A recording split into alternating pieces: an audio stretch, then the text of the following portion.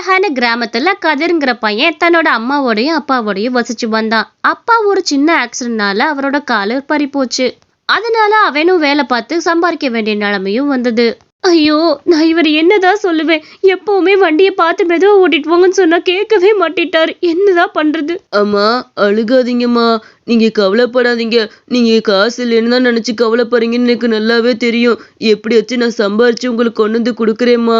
அப்பா பாவம், என்ன பண்றது, அவரோட நேரம் அப்படி. தயவு செஞ்சு அழுகாதீங்க. நான் உங்களுக்கு சம்பாரிச்சு கொடுக்குறேன். ஐயோ கண்ணா, உன்னோட படிப்பு போயிரும்பா. அதனால அப்படிலாம் நீ சம்பாதிக்க வேணாம். அம்மா ஒரு 4-5 வீட்டுல வேலை பார்க்குறேன். எப்படியாச்சும் அப்பா வாங்கின கடன் எல்லாம் அடைக்கணும். அது மட்டும் தான் எனக்கு ரொம்ப வருத்தமா இருக்கு. உங்க அப்பா நல்லா இருந்தா நம்ம இப்பெல்லாம் கவலை பண்ணணும்னு அவசியமா? அவரோட நேரம் என்ன பண்றது? நீ வேலைக்கு போவேனா கண்ணா? அம்மாவே எல்லாத்தையும் பாத்துக்கிறேன். எப்படியாச்சும் கஷ்டப்பட்டு கடனை அடைச்சிடுறேன். இல்லம்மா, இந்த காலத்துல போய் ஒருத்தர் சம்பாத்தியம் பத்துமாமா? அதெல்லாம் கண்டிப்பா பத்தாது. நான் ஸ்கூலுக்கு போய்க்கிறேன். படிப்பை நிறுத்த மாட்டேன். ஸ்கூலுக்கு போயிட்டு வந்து சாயந்தரம் போல ஃப்ரைட் ரைஸ் கடை போடுறேம்மா. கண்டிப்பா என்னோட கடையில ஒரு 200-300 ஓடும்ல. அதை வச்சு நம்ம ஏதாவது ஒரு சாப்பாட்டு செலவுக்கு செலவழிச்சுக்கலாம். நீங்க கவலைப்படாதீங்க.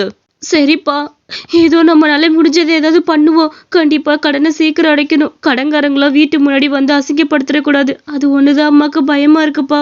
உங்க அப்பா வேலைக்கு போகாத நேரம் ஃபுல்லா எல்லாமே கடன் மூட்டமே வாங்கி வச்சிருக்கிறாரு. மொத்தமே 3 லட்சம் 4 லட்சம் பக்கம் கடன் மட்டுமே இருக்கும். அதுதான் என்ன பண்றதுன்னு தெரியாம முழிச்சுக்கிட்டு இருக்கேன். அவன் அவங்க அம்மாவுக்கு சில நம்பிக்கை வார்த்தையை கொடுத்துட்டு அவன் சாயந்தரம் போல ஒரு ஃப்ரைட் ரைஸ் கடையும் போட்டான். எல்லாரும் வாங்க வாங்க. Egg fried rice, chicken fried rice எல்லாமே இருக்குது. எல்லாரும் வந்து சாப்பிட்டு பாருங்க. ருசி ரொம்ப அருமையா இருக்கும். வாங்க வாங்க. Chicken fried rice, egg fried rice எல்லாம் இருக்கு. ஏப்பா, இந்த பையனுக்கு ஒரு சிக்கன் ஃப்ரைட் ரைஸ் கொடு. அங்க இருந்து அடம் பிடிச்சிக்கிட்டே வரையா அந்த கடையை பார்த்ததுமே சிக்கன் ஃப்ரைட் ரைஸ் வேணும்னு. இந்த பையனுக்கு ஒன்று போட்டு கொடுப்பா. டேய் கதிரு, நீ அட எப்படி இங்க இருக்கிற? ஆமா, நீ எப்ப இப்படி ஒரு ஃப்ரைட் ரைஸ் கடையை போட்ட? சொல்லவே இல்ல.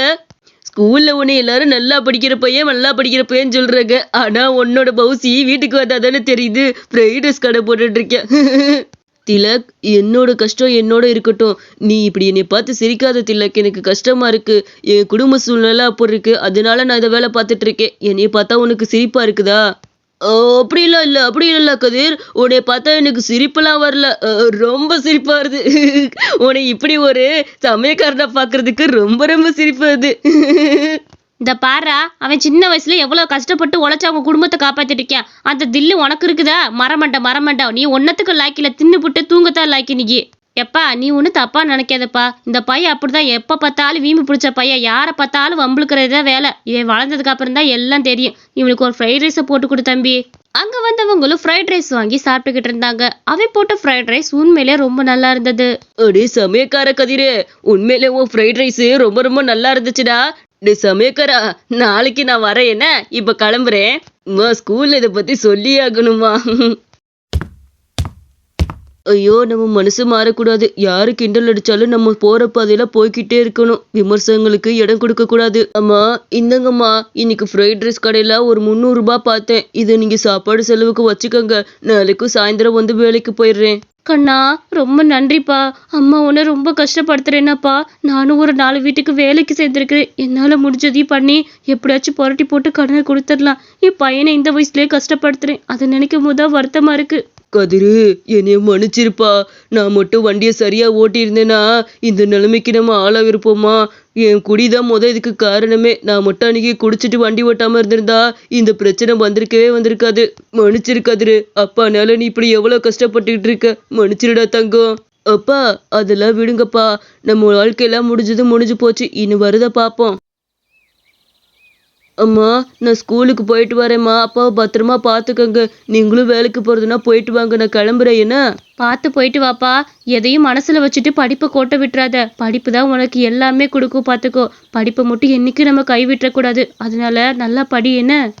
சாயந்தரம் சீக்கிரமா வந்திருக்கண்ணே. போயிட்டு வா. பார்த்தேன். என்ன?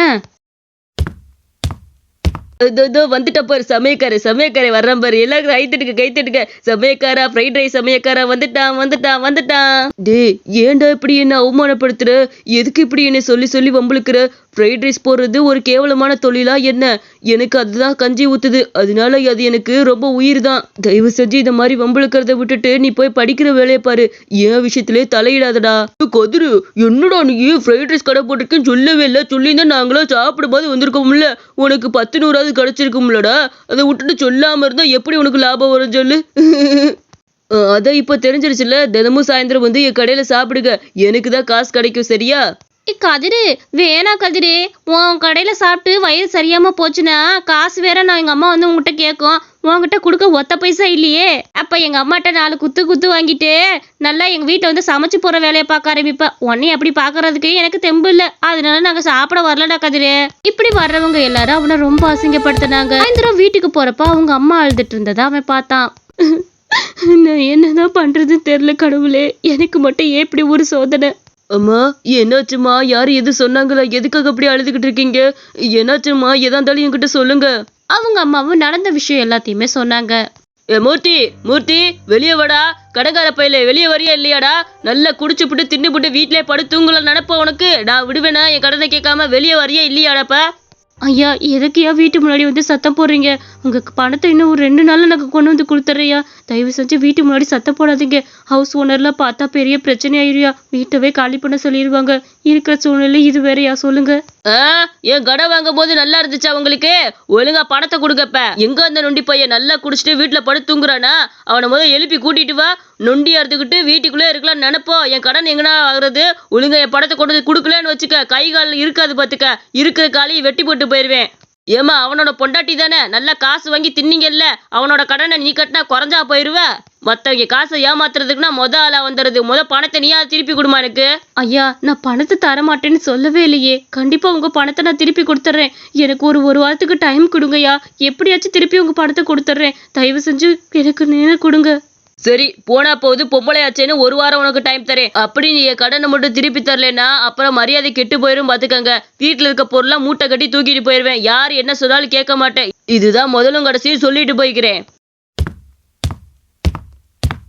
ஒரு வாரத்துக்குள்ள நான் எப்படி பணத்தை ரெடி பண்ணுவேன் கடவுளே? என்னை இப்படி சிக்கல்ல மாட்டி விட்டுட்டியே. அம்மா, கவலைப்படாதீங்கம்மா, எப்படியாச்சும் பணத்தை ரெடி பண்ணிடலாம். நான் இனிமேல் ஸ்கூலுக்கு போற மாதிரி இல்லை. முழு நேரமும் நான் ஃப்ரைட் ரைஸ் கடையை பார்த்துக்கலான் இருக்கிறேம்மா. அப்போதான் நான் ஒரு நாளைக்கு ஒரு 1000 ரூபாவாவது சம்பாதிக்க முடியும். அப்போனா நம்ம கடனை சீக்கிரம் அடைச்சிடலாம்மா. நீங்க கவலைப்படாதீங்கம்மா. ஐயோ கண்ணா, வேணாப்பா. நீ படிச்சாதாப்பா பெரிய ஆளாக முடியும். இப்ப இருக்க கஷ்டத்தை நினைச்சு படிக்காம விட்டேன்னா பிற்காலத்துல நீ இதை விட ரொம்ப கஷ்டப்படுவ. தயவு செஞ்சு படிக்காம மட்டும் இருக்காத. கண்டிப்பா நீ படிச்சே ஆகணும் கண்ணா. அம்மா, நம்ம சூழ்நிலை ரொம்ப மோசமாகிட்டே போகுது. அது உங்களுக்கு தெரியுதா இல்லையா? நான் மட்டும் இப்போ சாயந்தரம் மட்டும் வேலைக்கு போனேன்னு வைங்க, கண்டிப்பா நம்மளால ஒரு கடனை கூட கட்ட முடியாது. அது கடன்காரே ரொம்ப டார்ச்சர் பண்ணுவான். நான் சொல்றதா சரிம்மா? நீங்க எதை பத்தி யோசிக்காம பேசாம இருங்க.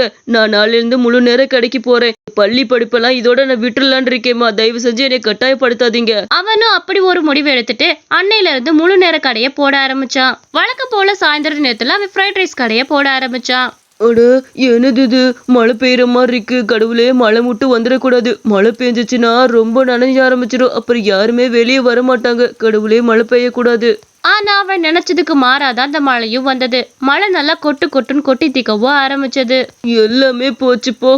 ஐயோ கடவுளே, நான் கொஞ்சம் நல்லா இருந்தா கூட உனக்கு பிடிக்காதா? இப்படி மழையை கொடுத்துட்டியே, நான் எப்படி இதுல சம்பாதிக்க முடியுச்சே? அப்ப அந்த பக்கமா ஒரு கார் வந்தது. அடடா, மழை ரொம்ப பெய்யுது. ஆகா, அந்த பையன் சூடா ஃப்ரைட் ரைஸ் வச்சிருக்கான் போலயே. இந்த மழைக்கு வாங்கி சாப்பிட்டோம்னா ருசியா இருக்கும். போய் வாங்கி சாப்பிடுவோம். அண்ணா, வாங்க, நான் ஃப்ரைட் ரைஸ் வாங்கி சாப்பிடுங்க. ரொம்ப ருசியா இருக்கும்ண்ணா, வாங்க. அடடா, பார்க்கவே ரொம்ப ருசியா இருக்குப்பா. எனக்கு கூட சாப்பிட்டு பார்த்துட்டு இந்த ருசி எப்படி இருக்குன்னு சொல்றேன். அந்த பையனும் சூடா அந்த ஃப்ரைட் ரைஸை போட்டுக்கிட்டு இருந்தான். அடடா, இவ்வளவு ருசியோட செஞ்சிருக்கிறியாப்பா? ஆமா, இந்த ஃப்ரைட் ரைஸ் கடையில நீ வேலை பார்க்குறியா இல்ல உன் சொந்த கடையாப்பா? இவ்வளவு நல்லா செஞ்சிருக்கிற. ஆமா, யாரு உனக்கு இந்த தொழிலை கத்து கொடுத்தா அதை சொல்லு. நீ என்ன ஸ்கூல் படிக்கிறியா இல்ல வேற எங்கிட்டும் வேலைக்கு போய்கிட்டு இருக்கிறியா? உன்னைய பார்த்தா கண்டிப்பா செஃப்புக்கு படிக்கிற பையன் மாதிரில இருக்குது. இம்புட்டு ருசியா அவ்வளவு செஞ்சிருக்கிற. செஃப்பா? நானா? என்னோட கனவுலாம் நேத்தோட முடிஞ்சு போச்சுங்க. நீங்க வேற. இந்த ஃப்ரைட் ரைஸை சாதாரணமா யூடியூப்ல பார்த்து தான் செய்ய ஆரம்பிச்சேன். எங்க வீட்டுல நிறைய கஷ்டங்க. அதனால ஸ்கூல் படிப்பேன் நேத்தை விட தலை முழுங்கிட்டேன். எங்க அப்பாவுக்கு கால் உடைஞ்சிருச்சு. ஊரை சுத்தி கடன் வாங்கி வச்சிருக்கிறாரு. எல்லாரும் வீட்டு முன்னாடி வராங்க. என்ன பண்ண முடியும்? நான் வேலைக்கு போனா மட்டும்தான் அந்த கடனை கொஞ்சம் சீக்கிரமா அடைக்க முடியும். அதனால தாங்க நான் வேலைக்கு வரேன். நான் ஒன்றும் செஃப்புக்கெல்லாம் படிக்கல. சாதாரணமா யூடியூப்பை பார்த்து தான் கத்துக்கிட்டேன். அட தம்பி, உன் வாழ்க்கையில இவ்வளோ கஷ்டமா? கேட்கறதுக்கே ரொம்ப சங்கட்டமா இருக்குப்பா. இவ்வளோ அற்புதமா சமையல் பண்ற நீ இங்க இருக்கலாமா? நீ நாளையில இருந்து என்னோட ஆபீஸ்க்கு கண்டிப்பா வரணும். அங்க ஒன்ன மாதிரி பசங்கள்லாம் செஃப்பா வளர்றதுக்கு நிறைய பிராக்டிஸ் பண்ணிட்டு இருக்கிறாங்க. கண்டிப்பா நீ அங்க வந்து கத்துக்கோ. உன்னோட கடன் எல்லாத்தையும் அடைக்க நான் தயாரா இருக்கிறேன். இவ்வளோ திறமையும் ஆர்வமா இருக்கிற நீ கண்டிப்பா என்னோட ஆபீஸ்ல தான் வரணும். உனக்கு எவ்வளோ கடன் இருக்குன்னு சொல்லு. தாராளமா நான் உனக்கு பணம் கொடுக்குறேன். நீ அந்த பணத்தை வேலைக்கு போயிட்டு திரும்ப கொடுத்தா போதும். உன்னோட படிப்பு செலவையும் நானே பாத்துக்கிறேன். சரியா? ஐயா, உண்மைதான் நீங்க சொல்றீங்களா? எனக்கு ரொம்ப சந்தோஷமா இருக்குது. அப்ப நான் இன்னிலிருந்து கண்டிப்பா படிக்கலாமா?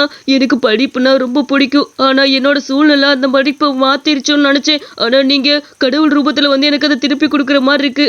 கவலைப்படாதப்பா. உன்னோட கஷ்டம் எல்லாம் நான் தீர்த்து வச்சிடுறேன். கண்டிப்பா உன் வீட்டுக்கு என்னை கூட்டிட்டு போ. உங்களோட கடன் காசு எல்லாத்தையும் நான் அடைச்சிடுறேன். நீ கண்டிப்பா செஃப்பா வேலை பார்த்து அந்த கடன்லாம் எனக்கு கண்டிப்பா நீ திருப்பி கொடுக்கணும். சரியா? அதையும் ஞாபகத்துல வச்சுக்கோ. வேற வேலை பார்த்து கொடுக்க கூடாது. கண்டிப்பா நீ ஒரு செஃப்பாயி எனக்கு கொடுக்கணும். சரியா? அங்க வந்தவரும் அவனோட கனவை நினைவாக்கணும்னு நினைச்சாரு. இது பாருங்கம்மா, நீங்க இனிமேல் எதுக்கும் கவலைப்பட வேண்டாம். உங்க கடன் எல்லாத்தையும் நானே காசு கொடுத்து அடைச்சிடுறேன். நீங்க எதுக்கும் கவலைப்படாதீங்க. உங்க பையனை நானே என்னோட ஆபீஸ்ல வேலை பார்க்க வச்சுக்கிறேன். அவன் படிப்பையும் கண்டினியூ பண்ணட்டும். செஃப் கோர்ஸையும் அவன் பார்க்கட்டும். சரிங்களா? ஐயா, நீங்க ரொம்ப நல்லா இருக்கணும். என் பையனுக்கு கடவுள் மாதிரி வந்து உதவி வைக்கிறீங்க. உங்களை வாழ்நாள என்னைக்கும் மறக்க மாட்டோம். கடவுள் என்னைக்குமே மனித ரூபத்துல தான் வந்து உதவி பண்ணுவாரு. அதே போலதான் இவரும் அவங்க வாழ்க்கையை வந்து மாத்தி போட்டாரு. இந்த கதை உங்களுக்கு பிடிச்சிருந்துச்சுன்னா மறக்காம நம்ம அனிமேஷன் ஸ்டோரிஸ் சேனலுக்கு சப்ஸ்கிரைப் பண்ணிக்கோங்க.